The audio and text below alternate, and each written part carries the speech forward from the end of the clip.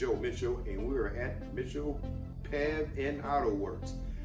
This morning we're going to be showing how to do an airbag conversion to a coil spring on a 2003 H2 Hummer, and how to do it safely at home.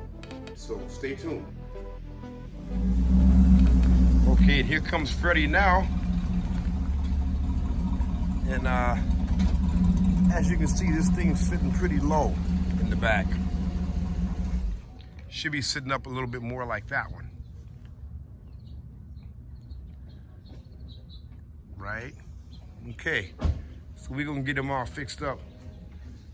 Good morning, Freddie. Good morning. Are you sure you didn't do this to your truck, man, so you can be low riding? I think you did it purposely. I wanted the low rider. You wanted the low rider? Yeah. And then low rider went wrong, or what? Now you want to raise it back up? I want to back up. Good morning, Freddie. We're gonna get it done. That's Freddie. That's my brother and friend and co-worker. You know, he didn't know it yet. I didn't ask for permission to start filming him, so I just started filming him right after he got out of the truck. So it's hard for him to say no. So we gotta put this up. We're gonna show it how to do it and how to do it safely. Okay. So game plan is we got the sway bars here. We're gonna disconnect those so we can get more height when we lift up the truck. The shocks gotta come out. There's the airbags back there. So we disconnect the sway bars, get the truck up. We think we're gonna leave the wheels on this. We may have to pull them off, but we're gonna try to see if we can do it the slick way and just leave the wheels on. Okay, so for that sway bar link, we're gonna use an 18mm on the nut right here. Kinda got a lot of sunlight there, so I hope you can see that. And then we got a 19mm that goes in between, so you can lock it up so it stays stable while you break this one loose. You're gonna hold it there. So 19mm here, 18mm there.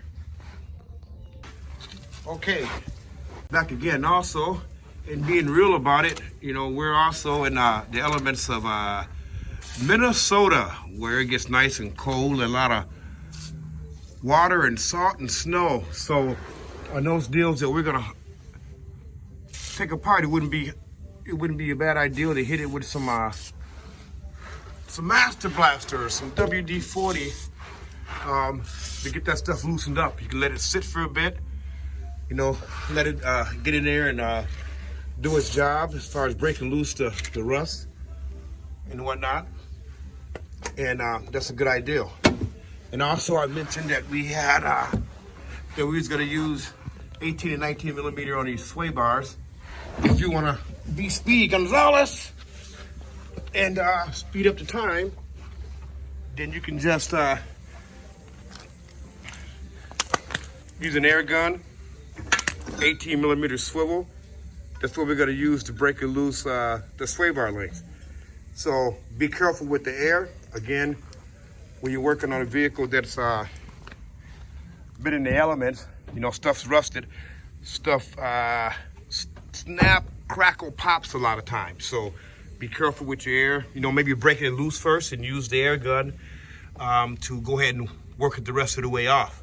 And you're gonna wanna use a 21mm for your upper and lower shock mounts. And again, you can use wrenches or you can use an air gun on that. I choose to use air gun. So we got the left shock out now. Just pry it up and out of the mount, and it goes pretty easy. Again, bottom. Oh, get the camera in a good position. Again, the bottom shock mount, and then you get to it, the upper part from up there. The upper shock mount from up there. Okay. Ideally, you could just counterclockwise these and get them out of those mounts up there, and it slides down. But again, you can see a lot of the rust there, so it doesn't hurt to get yourself like a long pry bar, kind of get yourself a little niche in that area, and just tap it counterclockwise till it breaks loose, then it goes down. And there's a air line up top that you push in and disconnect the air line, and then that airbag comes out. Okay, fun. Remember I told you about the safety part of it. You want to make sure that these wheels are blocked We didn't care much about that at first because we hadn't lifted the vehicle at all for it to even begin to roll. But now we're gonna jack it up. So, and get your front wheels shocked pretty good. And once you do that, you can go to jack it. You wanna get to a good place underneath the frame of the vehicle. I choose to go back there because that's a little bit lower point. We may slide it forward just a hair, but we'll see what kind of height we can get and then go from there. Okay, then for this lower spring mount, this comes off and use a 15 millimeter for that. So we already got that partially off. And just ratchet him out and it comes out. It's a 15 millimeter 3-inch drive extension, 15 millimeter, and the ratchet or air ratchet, whichever you choose. And that's how you take that off. Now we're ready for the spring installation. And she's in.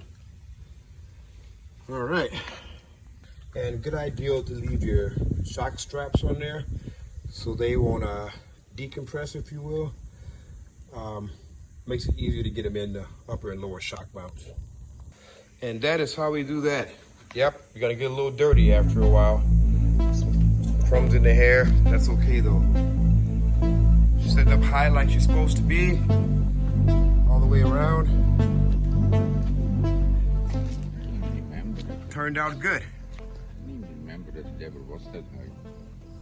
Yeah. Mitchell Pav Auto Works, thank you. And that is how we do that. Remember, safety first.